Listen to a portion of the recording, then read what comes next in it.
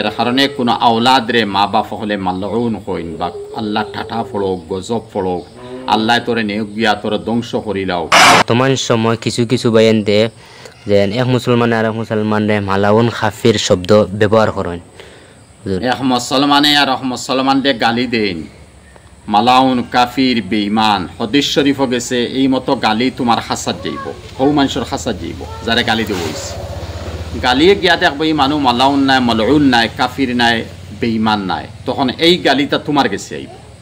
তো বুঝা গেল তুমি তৌবা যদি খরচ নাতে হাসাও মলউন আর কাফির আর বেঈমান হইয়া তুমি মরবাই। আর তৌবা করে লইছো আল্লাহ আমি যে গুনাহ করছি আর করতাম না, তো আলহামদুলিল্লাহ আল্লাহ মাফতি লইব। এর কারণে কোনো আওলাদরে মা বাপ হলে মাল্লউন হইন বা আল্লাহ ঠাঠা ফড়ক গজব ফড়ক আল্লাহ তোরে নেক গিয়া তোরে ধ্বংস করিলাও, এই মতো কথা কইবা না। এই মতো গালি তার গেছে গিয়া ই উপযুক্ত নাই যে সময় তোমার গেছে গালি আবার ওয়াপুস ঘুরি আইব। আর এরপরে তুমি অবস্থার মধ্যে জর্জরিত থাকবা। এর লাগিয়া বহুত আওলাদ হল দিয়ে আমরা হই নানি বেমার পর মরি যায়, অ্যাক্সিডেন্ট হয়ে যাও, তোরে গজবে দেখে নানি, তোরে কোনো জিন্নাতে পায় নানি, কোনো মুসিবতে পায় নানি। ও যে কিছু মাতহল মাতনি ইটা মাতহল মাতিয়া মকবুল সময় যদি ওই জাতি আওলাদের হকনো কবুল হয়ে গেল বাদে আওলাদে গো বরবাদ।